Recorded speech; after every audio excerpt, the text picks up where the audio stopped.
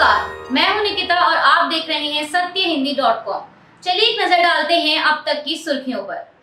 कर्नाटक चुनावों के लिए बीजेपी के उम्मीदवारों की लिस्ट में नाम न होने से अब पार्टी के अंदर विवाद खड़ा हो गया है, जिसके चलते बीजेपी के वरिष्ठ नेता और पूर्व उप मुख्यमंत्री लक्ष्मण सावदी ने पार्टी से इस्तीफा दे दिया है। बीजेपी ने कल रात कर्नाटक चुनाव के लिए 189 उम्मीदवारों की लिस्ट जारी की थी, जिसमें कई पुराने नेताओं का नाम काटकर कांग्रेस से आए हुए नेताओं को शामिल किया गया है।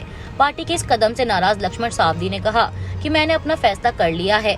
मैं भिक्षा पत्र लेकर घूमने वालों में से नहीं हूँ। मैं एक स्वाभिमानी राजनीतिज्ञ हूँ और मैं किसी के प्रभाव में आकर काम नहीं कर रहा हूँ। सूत्रों का मानना है कि लक्ष्मण सावदी कांग्रेस में शामिल हो सकते हैं। हालांकि कांग्रेस नेता डीके शिव कुमार ने कहा कि उनसे इस बारे में बीजेपी नेता ने कोई बात नहीं की है। बता दें, कल आई लिस्ट में नाम न आने से बीजेपी नेता जगदीश शेट्टार ने भी नाराजगी जताई थी और चुनाव लड़ने की मांग को लेकर दिल्ली पहुंचे थे।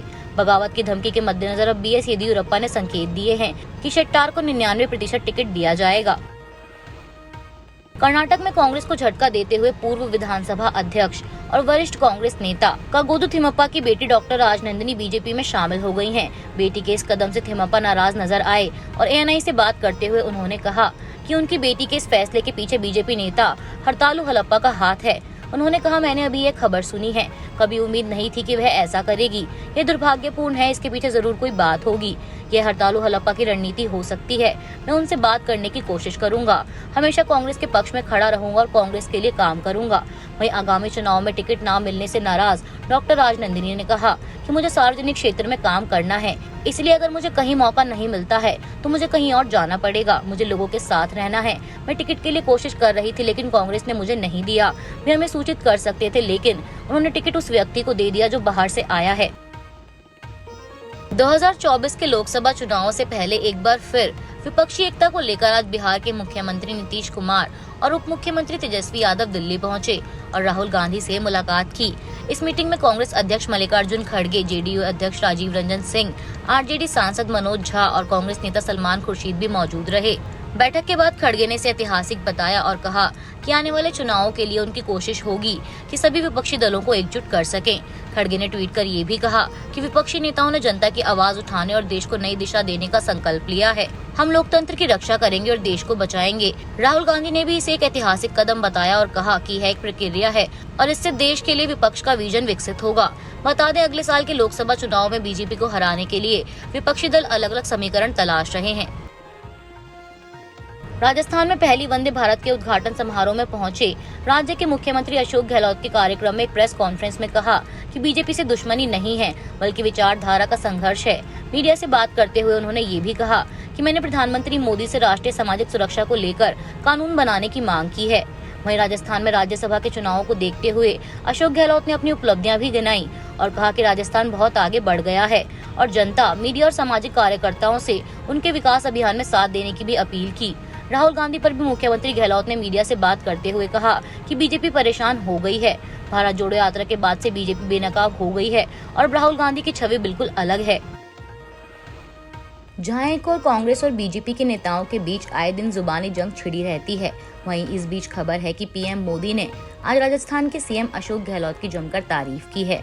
दरअसल राजस्थान में वंदे भारत एक्सप्रेस को हरी झंडी दिखाने के मौके पर एक समारोह के दौरान पीएम मोदी वीडियो कॉन्फ्रेंसिंग के जरिए शामिल हुए। वहीं राजस्थान के मुख्यमंत्री अशोक गहलोत भी इस कार्यक्रम में शामिल हुए। अपने संबोधन के दौरान पीएम मोदी ने कहा कि राजनीतिक आपाधापी के बावजूद अशोक गहलोत इस कार्यक्रम में शामिल हुए। वे मुझ पर बहुत भरोसा करते हैं। पीएम मोदी ने अपने संबोधन में कहा कि मैं विशेष रूप से गहलोत जी का आभार व्यक्त करता हूं। राजनीतिक आपाधापी और तमाम तरह के संकटों से गुजरने के बावजूद विकास के काम के लिए समय निकाल कर आए।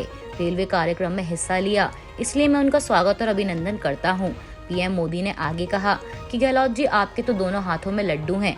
आपके रेल मंत्री राजस्थान के हैं और रेलवे बोर्ड के चेयरमैन भी राजस्थान के हैं। आपके दोनों हाथों में लड्डू हैं। जो काम आज़ादी के तुरंत बाद हो जाना चाहिए था, अब तक नहीं हो पाया, लेकिन आपका मुझ पर इतना भरोसा है कि आज वो काम भी आपने मेरे सामने रखे हैं। आपका यह विश्वास, यही मेरी मित्रता की बड़ी ताकत है। एक मित्र के रूप में आप जो भरोसा रखते हैं, इसके लिए मैं आपका बहुत आभार व्यक्त करता हूँ। उत्तर प्रदेश में निकाय चुनाव का ऐलान होने के बाद से प्रदेश में सियासी सरगर्मी तेज हो गई है। जहां एक तरफ सभी पार्टियां अपने उम्मीदवारों के नामों को लेकर मंथन कर रही हैं, तो वहीं इस रेस में सुहेलदेव भारतीय समाज पार्टी सबसे आगे निकल गई है। दरअसल सुबह सपा के राष्ट्रीय अध्यक्ष ओम प्रकाश राजभर ने निकाय चुनाव के पहले चरण के लिए आज मेयर पद के 5 उम्मीदवारों की लिस्ट जारी कर दी है। ओम प्रकाश राजभर ने आज लखनऊ में एक प्रेस कॉन्फ्रेंस की और सुबह सपा के मेयर पद के 5 उम्मीदवारों की पहली लिस्ट जारी की। इसमें लखनऊ मेयर सीट के लिए अलका पांडे को टिकट दिया गया है। प्रयागराज सीट पर महेश प्रजापति, वाराणसी से आनंद तिवारी, गाजियाबाद से दयाराम भार्गव, कानपुर से रमेश राजभर को मेयर पद का उम्मीदवार बनाया गया है। बता दें कि ओम प्रकाश राजभर ने इस बार अकेले निकाय चुनाव में उतरने का ऐलान किया है। उन्होंने दावा किया है कि लोग अब सपा से नफरत करने लगे हैं। पंजाब विजिलेंस टीम ने राज्य के पूर्व मुख्यमंत्री और कांग्रेस नेता चरणजीत सिंह चन्नी पर कार्रवाई की है। पंजाब विजिलेंस विभाग ने चरणजीत सिंह चन्नी को नोटिस भेजकर बुधवार को तलब किया। अब चन्नी 20 अप्रैल को विजिलेंस की जांच में शामिल होंगे। बता दें, कांग्रेस नेता से पंजाब विजिलेंस आय से अधिक संपत्ति मामले में पूछताछ करेगी। विजिलेंस सूत्रों के मुताबिक चन्नी की संपत्ति के बारे में एक विस्तृत रिपोर्ट तैयार की गई है। चन्नी के पूछताछ में शामिल होने के बाद उनकी मलकियत की संपत्ति और विजिलेंस के पास मौजूद रिकॉर्ड का मिलान किया जाएगा। महाराष्ट्र के पूर्व मुख्यमंत्री उद्धव ठाकरे के बेटे आदित्य ठाकरे ने मंगलवार को भाजपा पर निशाना साधते हुए आरोप लगाया कि सत्तारूढ़ शिवसेना की सहयोगी पार्टी राज्य में दंगे भड़का रही है। ठाकरे गुट के नेता ने कहा कि हमारा हिंदुत्व स्पष्ट रूप से परिभाषित है और ये जग जाहिर है। हमें इस बात से कोई मतलब नहीं है कि कुछ लोग क्या खाते हैं, लेकिन भाजपा के साथ ऐसा नहीं है। हम लोगों को इसलिए नहीं जलाते कि वे क्या खाते हैं। अगर ये भाजपा का हिंदुत्व है तो यह मुझे, मेरे पिता, मेरे दादा और हमारे लोगों को स्वीकार्य नहीं है और ये महाराष्ट्र को भी स्वीकार्य नहीं होगा। आदित्य ने कहा कि अयोध्या में राम मंदिर केंद्र सरकार की वजह से नहीं बन रहा है। उन्होंने कहा, अगर आपको ऐसा लगता है कि राम मंदिर का निर्माण केंद्र सरकार की वजह से हो रहा है तो आप गलत सोच रहे हैं। राम मंदिर बनने का आदेश सुप्रीम कोर्ट ने दिया है, केंद्र सरकार ने नहीं। इस दौरान आदित्य ठाकरे ने ये भी कहा कि भाजपा राज्य में दंगे भड़का रही है। कश्मीरी पंडितों के बारे में क्या? दुनिया के सबसे बड़े हिंदुत्ववादी पार्टी कश्मीरी पंडितों के बारे में क्यों नहीं बोल रही, जो कश्मीर से सुरक्षित स्थानों पर तबादले की मांग कर रही हैं, जबकि कश्मीरी पंडित आज भी मारे जा रहे हैं। पंजाब के बठिंडा से इस वक्त एक बड़ी खबर सामने आ रही है। मीडिया रिपोर्ट्स के मुताबिक बठिंडा के मिलिट्री स्टेशन में गोलीबारी हुई है। गोलीबारी में 4 लोगों की मौत की खबर सामने आई है। बताया जा रहा है कि गोलीबारी की घटना बुधवार तड़के 4:30 बजे की है। अभी तक गोलीबारी की वजह का पता नहीं चल सका है, न ही इस बात का पता चला है कि गोलीबारी की वारदात को किसने अंजाम दिया। आला अधिकारी मौके पर पहुंचकर मामले की जांच कर रहे हैं। आज आईपीएल में चेन्नई के एमए चिदम्बरम स्टेडियम में चेन्नई सुपर किंग्स और राजस्थान रॉयल्स आमने सामने होंगी। दोनों ही टीमों ने 3 में से 2 मैच जीतकर 4 अंक अपने नाम कर लिए हैं, लेकिन नेट रन रेट के चलते पॉइंट्स टेबल में राजस्थान दूसरे और चेन्नई 5वें स्थान पर है। अभी के लिए बस इतना ही। बाकी की खबरों के लिए जुड़े रहिए सत्यहिंदी.com के साथ।